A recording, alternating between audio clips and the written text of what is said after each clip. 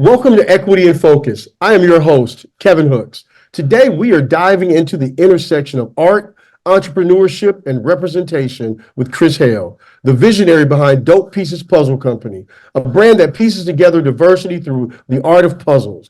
Kris's journey from a passionate puzzler to a pioneering entrepreneur reflects a broader narrative of seeking visibility and creating spaces where all can feel represented. Join us as we explore how Dope Pieces is contributing to the new Black Renaissance and reshaping the landscape of cultural inclusivity, one puzzle piece at a time. Welcome. Hey, everybody. Hey, good people. My name is Kris Hale, and I am the owner of Dope Pieces Puzzle Company. We make puzzles that are dope enough to frame. We focus on the artwork of artists of color that positively represent the Black and Brown diaspora, which is very important to us. We like to say that representation is important, and we do it piece by piece. No, I love that. So tell me how you got started and where you're from, that kind of thing. We need to know who Kris Hale really is. Okay, all day. We can talk about me all day. I'm here for it. So I am originally from Long Beach, California, LBC all day. However, I've been in Georgia for 11 years now, and I love it here.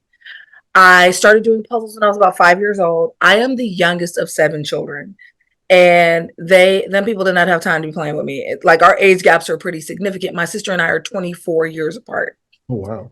But yeah, right. And so the youngest of them, we are 7 years apart. And so they spent a lot of time outside the house, hanging out with their friends. But puzzle night was family night and everybody was at the house. And I distinctly recall the first puzzle that I was able to do with them as a family. I was probably in kindergarten, and it was a Marvel's Heroes puzzle with Xavier sitting in the front and just all the superheroes all around it. And they messed around and let me put that last piece in. And then they clapped for me. I was done. I was going to be puzzling for the rest of my life. Wow, it's interesting because you mentioned like you use art, Black art, and things like that. Talk about what made you go from this avid puzzler to I'm going to turn it into a business. And oh, by the way, I'm going to expose the world to things that maybe they wouldn't otherwise be exposed to. Absolutely. So, as I said, I started puzzling when I was really young. And as I got older, I continued to puzzle, but I had a really hard time finding puzzles that I felt were reflective of me, my community, people I love, or culture. And so I had just finished this one puzzle, 100 Best Literary Works. And I'm an English major, so it was interesting to me. But after I was done, I really wanted to do something else.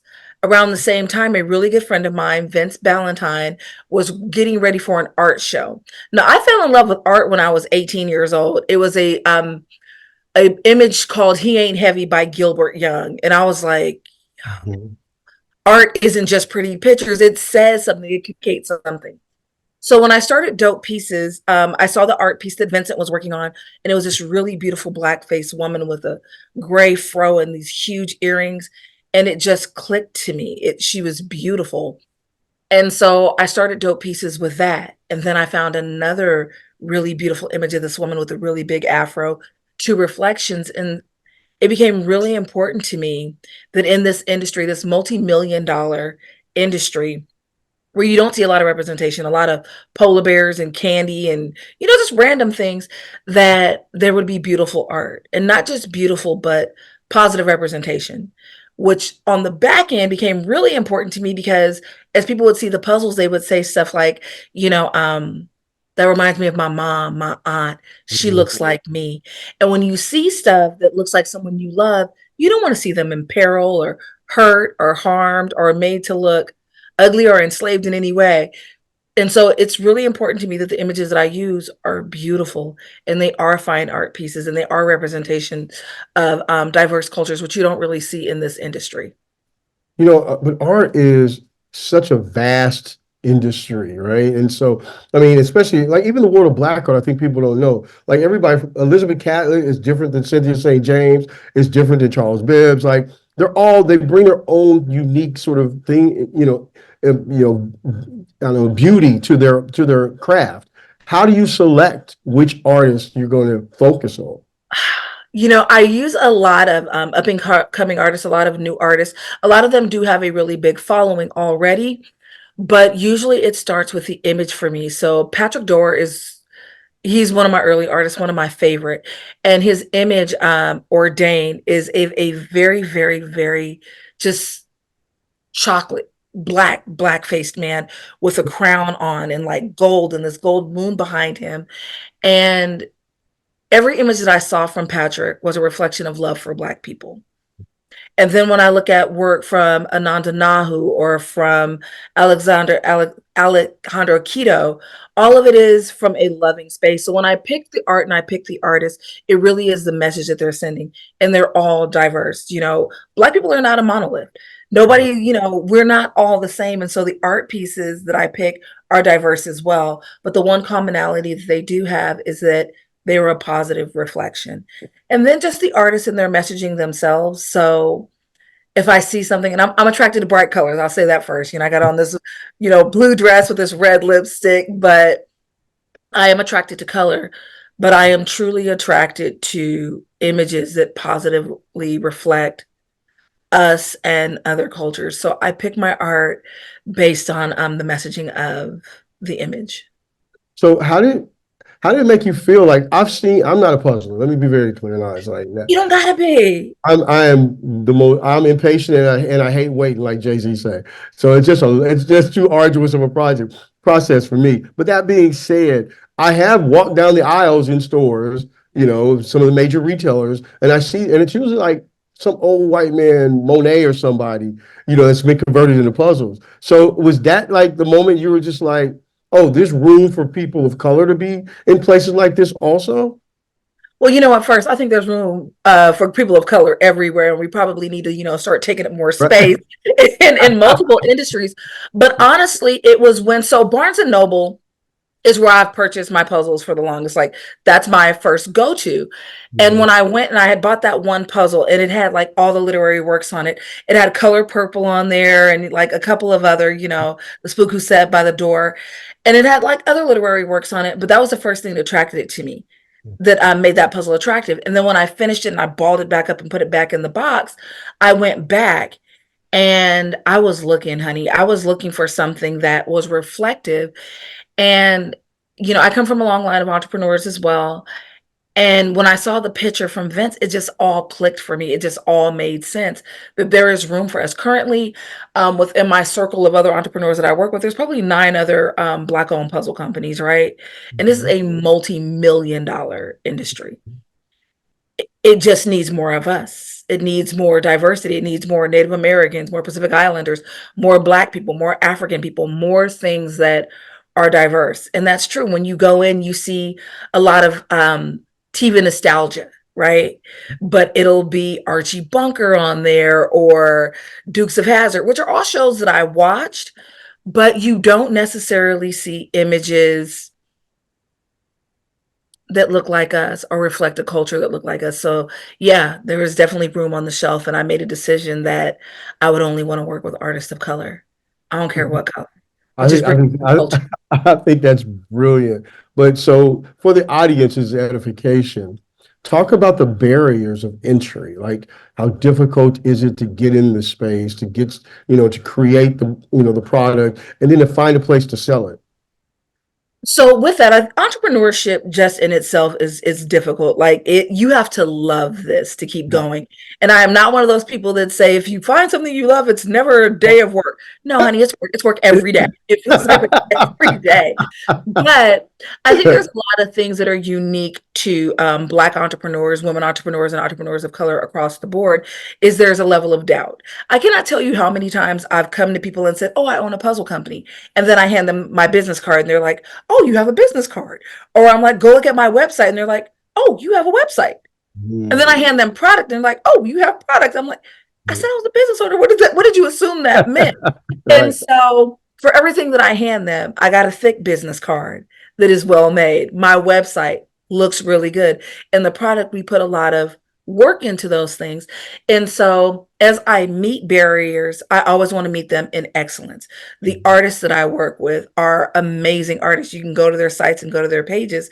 And so just kind of like the doubt sometimes and then making room, because even when you go to Target, Barnes and Noble, if you're buying at Walmart and you're buying at these typical puzzle stores, you don't see a lot of representation at all. There's a lot of Disney, there's a lot of Star Wars, and then a lot of other puzzles by major puzzle companies that aren't really showing up for us. So it is up to us, like it is typically, to make room on those shelves and spaces for us. I am currently in, and this is my strategic move. I am currently in 24 mom and pop stores, small stores across Black owned bookstores, boutiques, gift stores, and not just Black owned. I'm in Bookish, which is owned by a beautiful lady in there who allowed me space on her shelf, but really proving that there is a market. So I opted to start very small. I am also on Amazon and will be moving into a real campaign to get into Target, to get in the shelves of Barnes and Noble, because people are buying it. I've been Yeah. in business for 6 years, and a lot of businesses don't cross that 5 year hurdle. And I have passed it and I'm still moving, you know, so doing it. So how much is it, there's a saying, everybody wants to fly, but nobody wants to jump.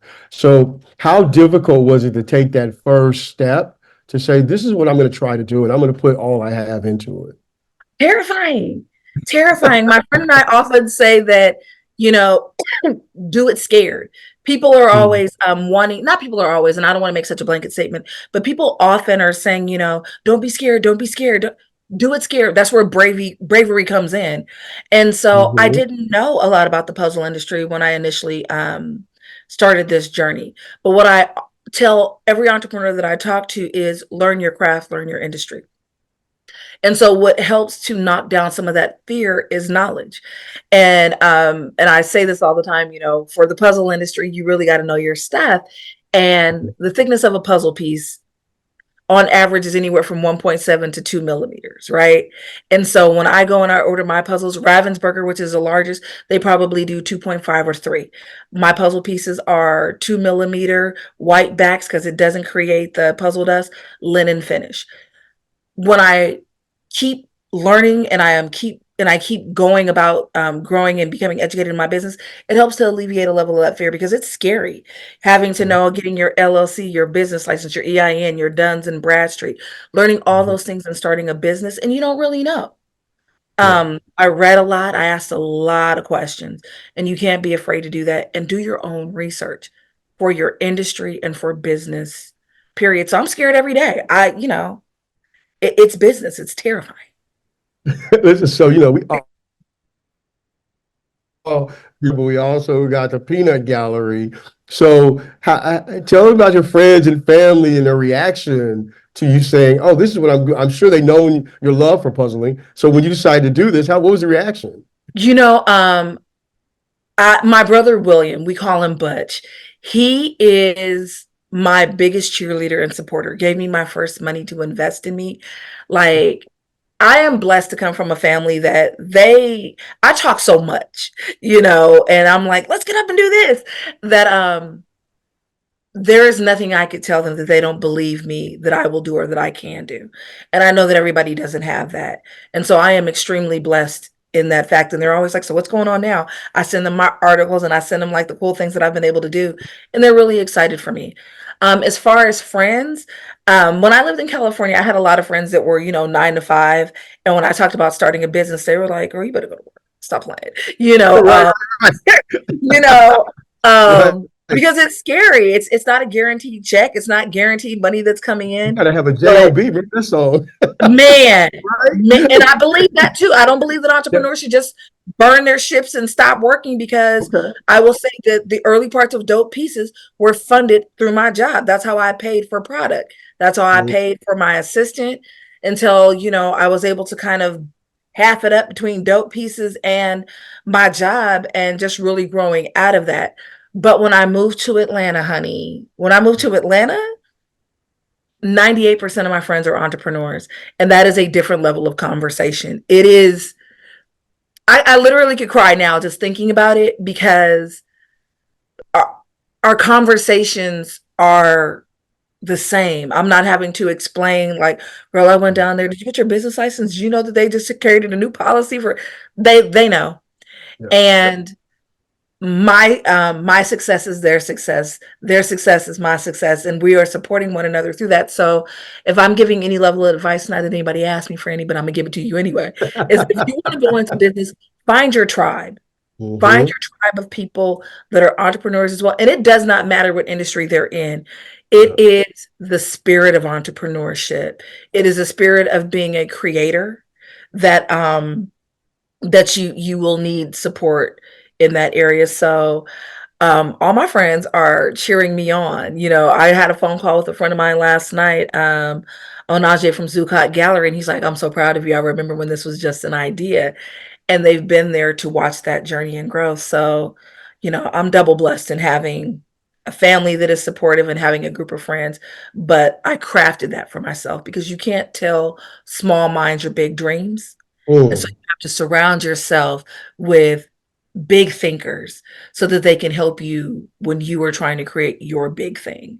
No, I love that. I want you to talk more about the importance of community, especially people that have sort of like, shared aspirations, but also technical ability to provide technical support. Like, how do I monetize this? What are the things, the steps that I need to do to scale, et cetera? Talk about that a little bit more.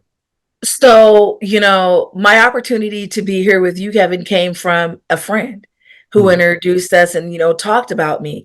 And so those things, having friends that speak about you in rooms when you are not there, who have seats at tables that you are not at, but also pass along your name with the appetizers, you know, and talk about your business. You know, Right. it's that's real. And then having other friends, and that's why I say it doesn't matter if you have friends that are in different industries when it comes to entrepreneurship, because you may need them in that industry. So I have friends that do printing. A friend of mine needed a printing job, and I was like, go on and call Daryl. If Daryl doesn't answer, go on and call this person because they'll have you. But using your resources and actually speaking up about what you're doing is so huge. It is something that I had to work on. And it's not the direct asking for help. It's sometimes saying, hey, I'm looking for somebody in marketing. I'm looking for a printer. I'm looking for a new bookkeeper. I'm looking for Mhm. this. Run your list off. Let people know, because within that circle and within your network, somebody will know somebody else. And that's how you find, you know, the things that you need. But then also helping you scale, making sure that you're not just spending time by yourself or just with your friends, but you are going into new rooms. You are going outside of your comfort zone. And I know Atlanta is black, black, black, black, black all day, and I am here for it. But making sure that your circles are diverse, very diverse, because that puts you in new rooms. It puts you, you know, in the mouths of new people that you're not always going to meet if you're always with the same people. So and I, it grades on me every time I hear it, but it's still true when they talk about your network is your net worth.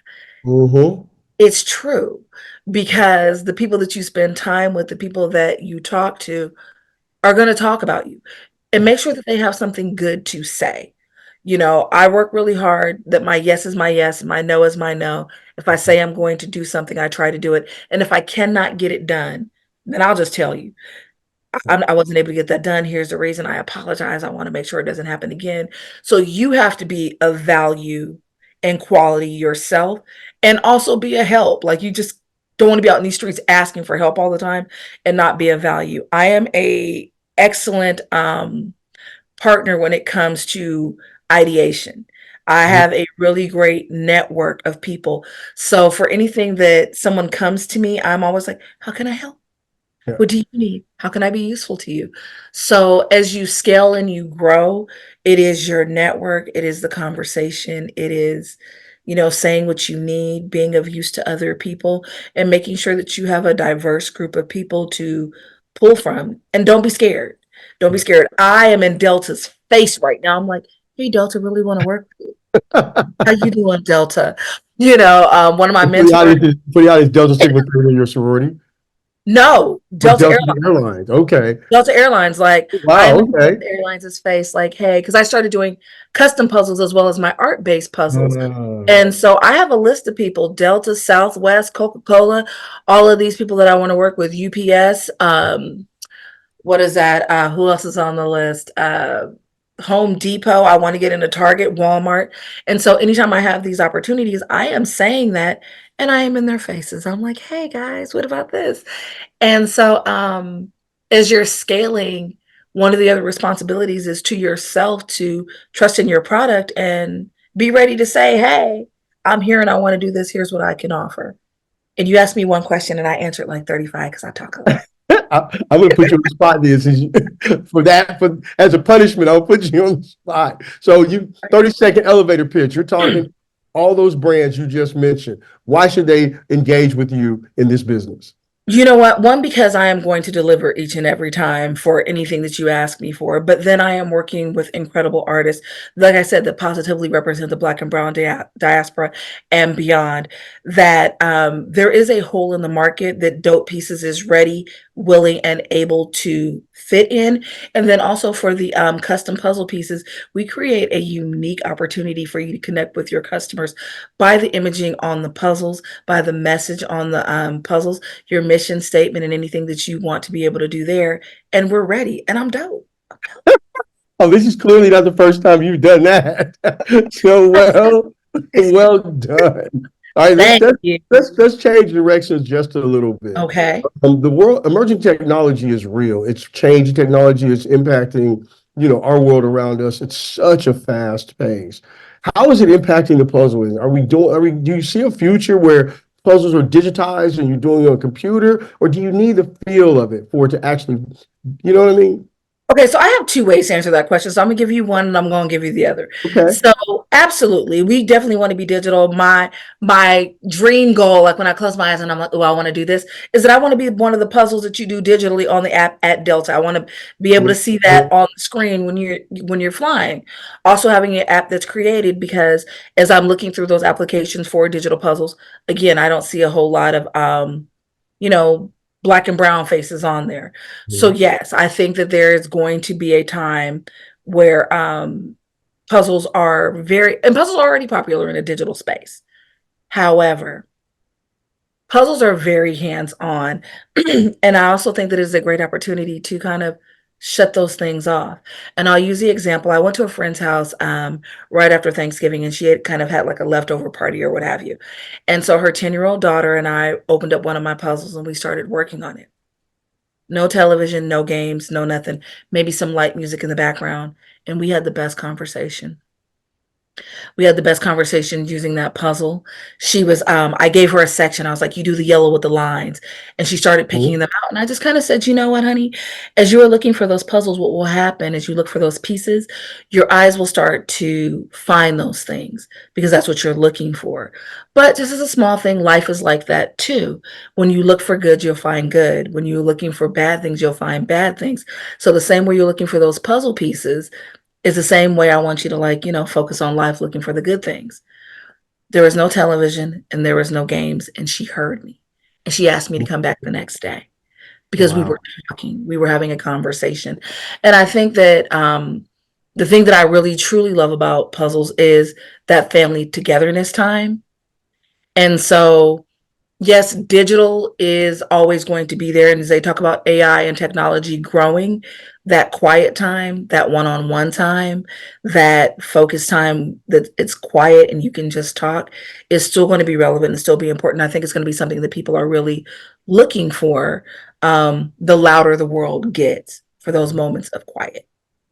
Oh my God, you know how timely what you just said is. I mean, to all the parents who might be watching this, you got that teenagers in sound bites or three or less words. This is a tool that you could use to actually maybe get them to open their mouth more. And my 19-year-old son says he's 12, 13 from then on, not a word. Like it just very limited communications. Let me ask you a question. So yes. And I ask and I encourage parents and grandparents because they're like, I do this with my grandchildren. Do your children know your favorite song? And have they ever seen you dance to it? That's a great question. And oh, my son knows because I'm crazy like that. And, And, yes. and I always use that as a question. I was like, when you guys are doing puzzles, play your favorite song for them and Oh, that's okay. talk about like, what it was. And it was like, this is the dance we did to it, in the middle of that puzzle moment. Or, Yeah. oh my God, when I was a kid, I used to watch Different Strokes. What was Different Strokes? It had Arnold, Right. Mr. Drummond on there, and it's an opportunity to talk and just really come up with great questions that allow them to see you beyond being dad, beyond being mom, beyond being grandparent. Like y'all whole people.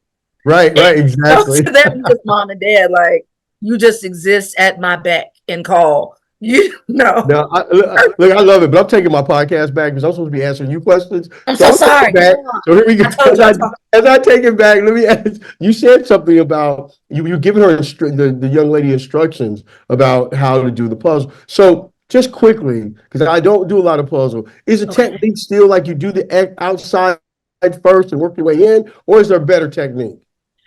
Okay, so I am a do the outside first kind of person, but then there's also grouping. So if you're looking at the puzzle, and so if there is, I don't know, a dark corner where there's all purple, if there's a apple in there, like you gather up all those pieces, and that's called grouping, and you work with that.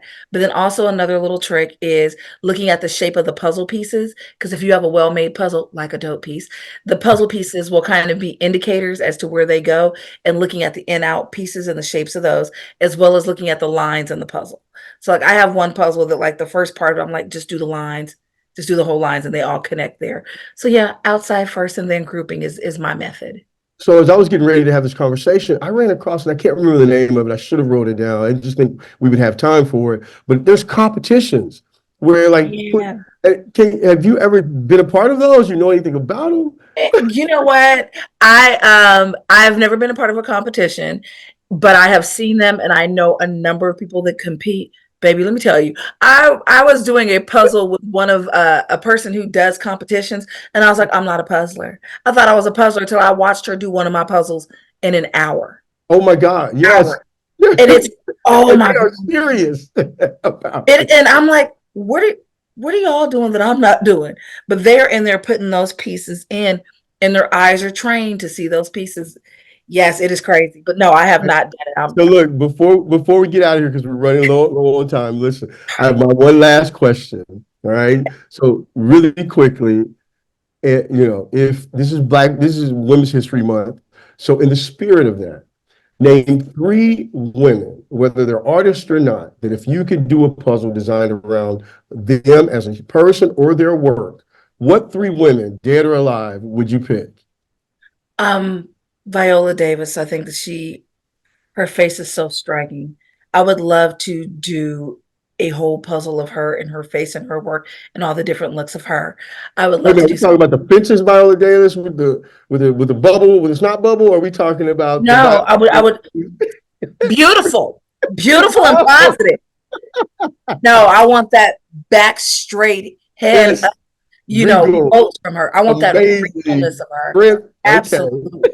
And then if I could do another puzzle, I would want beautiful ballerina girls with African print tutus. Ooh, That okay. is I one that can I see Mr. Copeland do. all day. Go ahead. Oh my goodness. And then I want to do a very, very draped in African cloth. What is that called? The manger scene. Like the birth of Jesus. And Oh, it has, okay, yeah, yeah. Yeah. but I Okay, want to do we both that. heard like we get struck down. Look at us, both the I know, and Christians. I'm trying to remember what it's called, but I want to do that. Those are the Nativity three images that scene. I want to do. Nativity scene. Nativity scene. And Woo! I want it very, very black oil color faces with Ooh. just regal gowns and just, and I know that isn't, he was born in a manger, but I want that. Those are the three. I love with all the frankincense and myrrh and everything. Right? Yes. You can I love practically smell it. You can it. yes. I want that. I want that. And I Well, know it Chris, isn't all woman face, but it's images that I want. listen, I really appreciate you taking the time. This has been a great, really revealing conversation in a space that people just don't pay enough attention to. So thank you for taking the time. Thank you for the opportunity. I appreciate that. Absolutely. So once again, thank you for joining us today and sharing your incredible journey with Dope Pieces Puzzle Company. Your commitment to celebrating diversity through art and puzzles, it's not only enriching the puzzling community, but it's also a powerful contribution to the ongoing narrative of visibility and empowerment. And to our listeners, thank you for tuning in. And remember, each of us has a role to play in creating a more equitable world, whether it's through conscious consumerism or engaging in conversations about representation. Every action counts. Until next time, keep pushing for equity in every focus of your life.